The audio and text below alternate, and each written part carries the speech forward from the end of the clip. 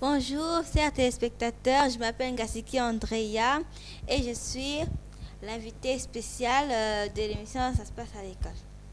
Alors, Andrea a omis de dire, au cas où, fidèles téléspectateurs, vous ne vous souvenez plus d'elle, qu'elle fait partie de la team des petits journalistes du groupe scolaire Raymond, n'est-ce pas? Bien sûr. Alors, Andrea, dis-moi, la première fois qu'on t'a dit que tu devrais passer à la télé, qu'est-ce que ça t'a fait? J'étais étonnée puisque c'était la première fois que je passe à la télé. Oui. En plus, le premier jour que Ken nous a remarqué, nous a emmenés dans la classe, il nous a dit que vous allez passer à la télé. Je me suis dit, quoi? Moi, à la télé? Bon, c'était incroyable. Oui. Et qu'est-ce qui par la suite t'a donné donc la motivation d'affronter cette peur?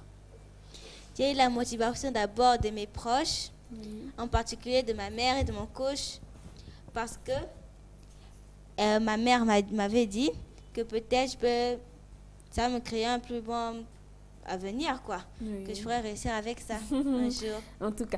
Alors, quand on a scindé les rubriques, tu t'es retrouvée dans la rubrique tableau d'honneur. Ngasaki Andrea, dans la rubrique tableau d'honneur, qu'est-ce que ça t'a fait au premier coup? Ça m'a étonnée aussi, puisque en plus je devais tourner toute seule. Donc moi je suis toute timide, je parle pas trop, tourner toute seule, en plus dans un endroit étranger, ça.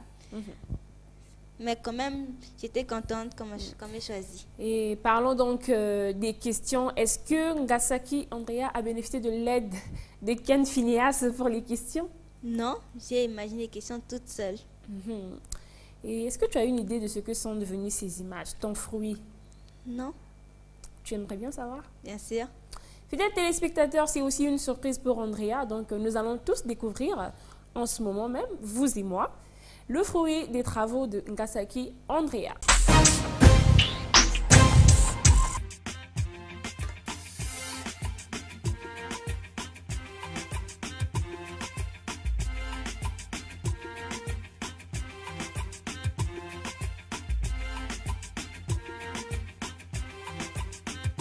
Bon, nous sommes arrivés dans Rita, notre lauréate. Nous allons maintenant frapper à la porte pour découvrir qui est notre mystérieuse lauréate. Bonjour, je suis venue chercher Bonzanga Rita. Bonjour Bonzanga, comment vas-tu? Je vais bien. Je peux entrer? Chers téléspectateurs, on est dans l'environnement familial de Rita Bonzanga. Rita, est-ce que tu peux me présenter ta famille avant que je visite la maison? Déjà, lui, c'est mon père, Bonzanga Georges Claver. Mes enfants ont eu l'avantage de commencer leur formation au Cameroun. Et le système éducatif du Cameroun est très avancé, très développé. C'est un peu l'équivalent du système éducatif ici, mais en privé. Cette base-là a fait qu'elle a été consolidée aussi au niveau de Raymond. En tout cas, c'est ce retour-là qui me fait plaisir. Aujourd'hui, il est difficile d'imposer une spécialité aux enfants. Pour Rita, qui fait partie aujourd'hui de l'honneur que vous nous faites, elle choisit de faire management. Bon, j'espère qu'elle va avoir les conditions de réaliser son rêve. Elle, c'est ma grande sœur, celle qui vient juste avant moi. Eux, ce sont mes deux petits frères, des jumeaux, Georges et Claver. Et lui, c'est mon grand frère. Et maman alors? Maman elle est en service à Pointe-Noire, elle travaille pas. Maintenant, je vais m'entretenir avec Rita pour la poser quelques questions. Alors Rita, est-ce que je peux te poser quelques questions? Quand j'ai pensé à toi, j'ai dû écrire des questions pour te les poser. Première question, est-ce que tu es satisfait de ton travail? Oui, je pense qu'à partir du moment où on obtient de bons résultats, on ne peut qu'être satisfait. Tes résultats ont été attendus ou bien c'était comme un miracle? Pas forcément un miracle parce que, sans me vanter, Vraiment, j'ai eu l'habitude de bien travailler à l'école. Je n'ai pas encore eu des échecs, on va dire. Donc, ce n'était pas vraiment un miracle. Je m'attendais un peu à ça. Je pense que tantôt tu étais chargée avec les trucs ménagers, tout ça là. Comment tu t'es organisée pour avoir une si haute moyenne? Tout passe par la motivation, par la détermination de l'élève. À partir du moment où tu as cette motivation-là, quel que soit ce que tu as à faire, tu auras toujours le temps de réussir. L'année scolaire qui suit, est-ce que tu as des objectifs? Déjà, le premier objectif, c'est avoir le bac, vu que je passe en terminale. Déjà, avoir le bac, c'est l'essentiel.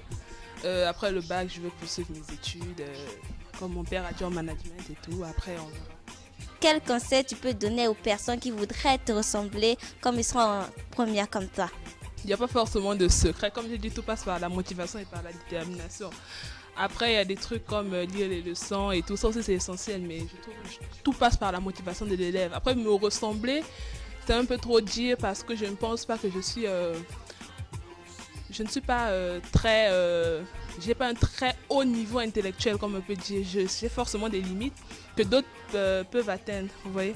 Donc, me ressembler, c'est un peu trop dire. Dire plutôt réussir, oui, mais me ressembler, non. Ça passe juste par la motivation, par la détermination, par les études, par la concentration. Comment vas-tu t'organiser pour atteindre l'objectif que tu viens à peine de me dire? Déjà, je vais suivre à l'école, je vais poursuivre mon parcours scolaire normalement comme j'ai toujours fait, en espérant réussir. Après, le reste, tout passe par le feeling, c'est-à-dire ça vient comme ça. Après, il n'y a pas besoin d'organiser et après on se retrouve dans un niveau où on n'arrive plus à se contrôler en fait. Donc tout va passer au feeling. Où as-tu l'habitude de t'asseoir pour étudier? Où as-tu souvent l'habitude d'étudier? J'ai l'habitude d'étudier dans ma chambre parce que dans la chambre je suis plus calme, il n'y a pas trop de bruit de toute la famille et tout. Donc je suis pour moi dans un coin de la chambre en train de lire tranquille et tout. Chers téléspectateurs, merci de nous avoir suivis. Alors Edna, à toi l'antenne. Salut à tous!